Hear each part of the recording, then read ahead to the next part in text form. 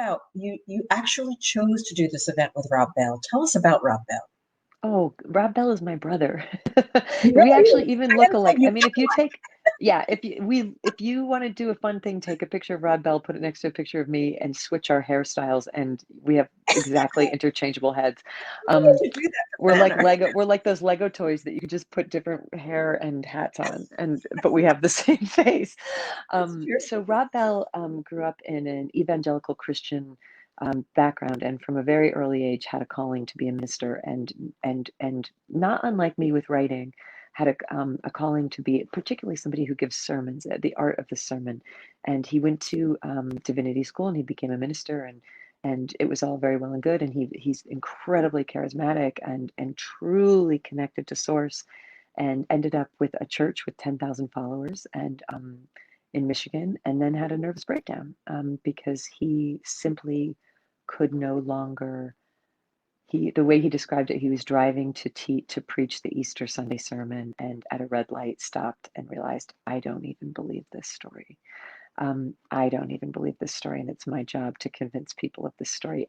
And had really a big crack up over it, and because his God sense was so huge, and his connection to Christ the teacher was so huge, but the literalness of the Bible and the rigidity of contemporary Christianity, just he couldn't abide it, and he ended up starting all over again and preaching something very different. And he's been a great resting place for people who maybe grew up with any religious tradition that was, I heard a term recently that I loved, a high demand religion. If you grew up in a high demand religion, and that high demand religion became impossible for you to be able to sustain, because as you grew older and your wisdom opened and your mind opened, you could no longer live within the constraints of that high demand religion, and yet you feel God, you feel divinity, you feel spirit. Rob has become a place where a lot of those people have washed up on his shore, because he hasn't thrown away the baby with the dirty bathwater. He's found a way to connect to spirit without formalized religion, and he's a beautiful thinker, a beautiful speaker. I met him when I was on tour with him on the Oprah Winfrey tour. I loved him just from the beginning. He has a mind that electrifies Really, my mind. So, really. when we get together in a room, it's, you know, it's and we've taught creativity workshops together. He's also one of the most fertile creative minds that I've ever met. Free, unhinged, writes a book like every 6 months on different things. He writes plays, he writes poetry.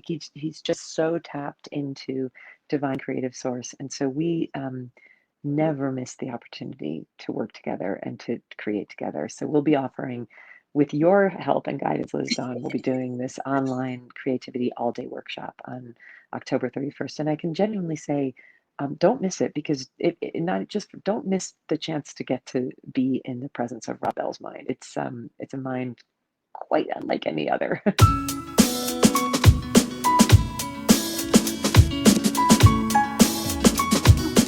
And what do you hope that people will walk away with? Like what kind of skills or tools that they can use in their everyday life? Well, here's an example. Let's take grief. Grief means something was lost. Somebody you love is gone. A job, a relationship. So something like grief can just be, what could possibly grief have to do with imagination? But if we've lost something, if that future that we were planning on is now not going to happen, then we're going to have to imagine a new future. So there's a link between grief and imagination. You're grieving because you lost that. And if we can go all the way into the heart of that grief, what we're going to find is new possibilities. That's gone. So what's going to arise in its place? And that's a fundamental act of imagination.